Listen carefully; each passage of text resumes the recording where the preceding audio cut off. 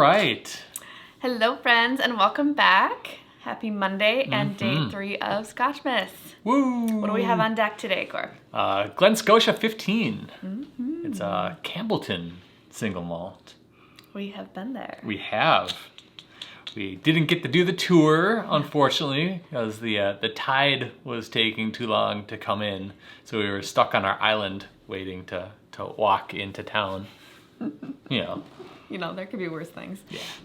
Tough. This was a fun one because we couldn't find like the entry to the distillery at first. So I ended up knocking on the back door and one of the distillers came out, so kind, and came and walked us around and like brought us in and let us join like part of the end of the tour.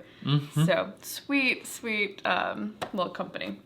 But so they opened in 1832. By 1835, they were one of 29 active distilleries in Campbellton, which is mind-blowing. It's a small little place, right? But it had the grain, it had the water, and its location right on the ocean made it just the perfect place. And it was the Scotch capital of the world for quite a while. Yeah. The 1920s, with the war and the Depression and Prohibition, hit them really hard and pretty much shut down nearly everything there. Scotia actually shut down in 1930 for a while, but thankfully got reopened in 33. And other than a brief close in the 80s, they've been hitting it hard ever since. And if you're not familiar with that area of Scotland, so a lot of people are familiar with Islay, so the small island off of get my directions right, southwest corner of Scotland, southwest corner of Scotland. And so then just a little bit further south, there's a peninsula that comes down, and at the very end there is Campbellton. Yeah.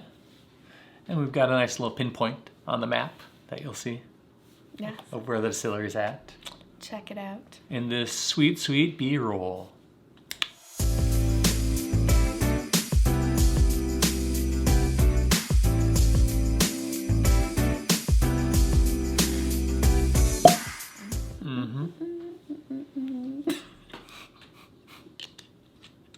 That's enough of that. Oh, man. We'll do that off camera from now on. We'll do what off camera? I mean, it's day 3. We kind of have to keep doing that now. Uh-oh. Sorry. Every year. I know, it is the longest running Scotch tradition in the house. All right. Cheers.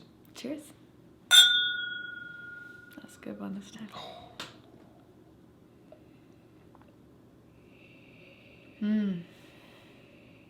Cheese.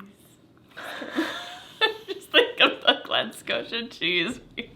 Good we're not good cutting this out. We don't have to.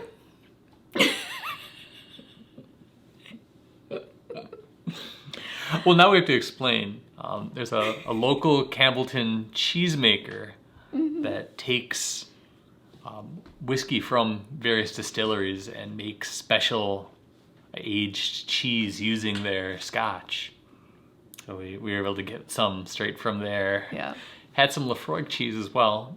Not as good. Glen Scotia cheese, like, so good. So good. So it's not actually cheese notes that we're getting on the nose. It just brings me back. But anyways, okay. Now for the real sniff. You definitely get the like the salty sea air sense to it. And this is our first one where you can smell the peat. See, I don't get the peat, but I get the... You don't get no smoke on that? None. Oh, what am I smelling? Wait. Okay. I didn't,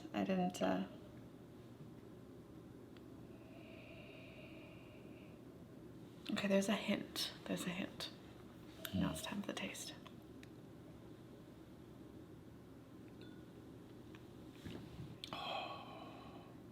Okay, there. This happens for me a lot on the exhale. I didn't even get it on the initial taste, but on the exhale, it's just like this smoothness of smoke, like just come right off the palate. Just a hint. And that brininess, that salty sea air just flows through it. I'm going for the smell after. Now after I've had a taste, I get a little bit of the vanilla oaky notes that come across. What are you getting now?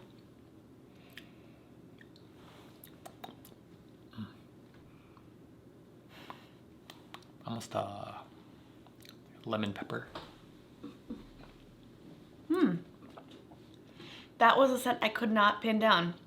I was like, there's the sweetness, the peaty, salty, but there was some type of citrus I couldn't pinpoint. Lemon. Because it's not orange peel. I was almost going towards grapefruit. But lemon with a little spiced hint there.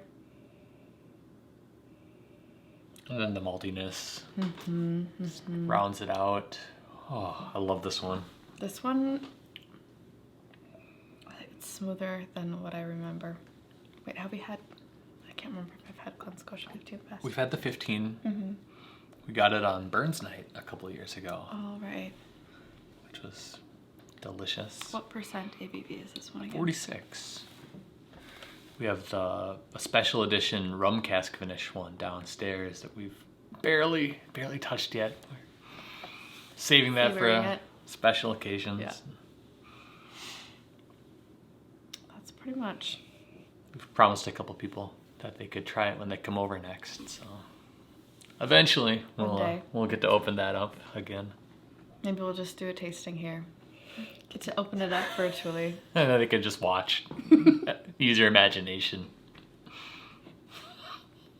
Mean. Oh, this is lovely. This really is. It's a higher ABV, but you don't feel it. Not at all. That's why I was surprised it was 46. I was gonna guess 43.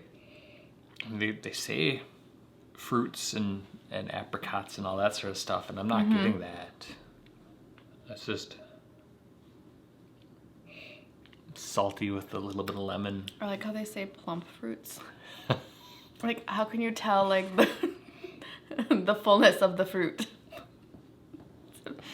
This wasn't like a wee fruit, it was a plum fruit. It's always fun reading their descriptions. I love this one. I love this Ginger one. snap biscuits. I don't get ginger in it. This is my favorite so far. Yeah? Yeah. I feel like I can't pick a favorite yet because they're all so different that, yeah, I don't know. I feel like we did a pretty good job with the lineup this year. So tell us what you think. Yeah. Do you have a favorite Campbellton malt? Have you tried Campbellton? I feel like that was one that it took me a bit to kind of come to. And once I did, it was like, to me, it's the perfect blend of just hints of peatiness and saltiness. You get that good balance. So we're gonna have to cover Springbank once we finish Scotchmas. Yeah. And we finish our 6 classic malts tastings that we're doing right now. Yeah, so join us back after the 12 days of Scotchmas for a continuation of the 6 classics. So like and subscribe. Well, I think we'll see you guys tomorrow. Slanja. Slanja.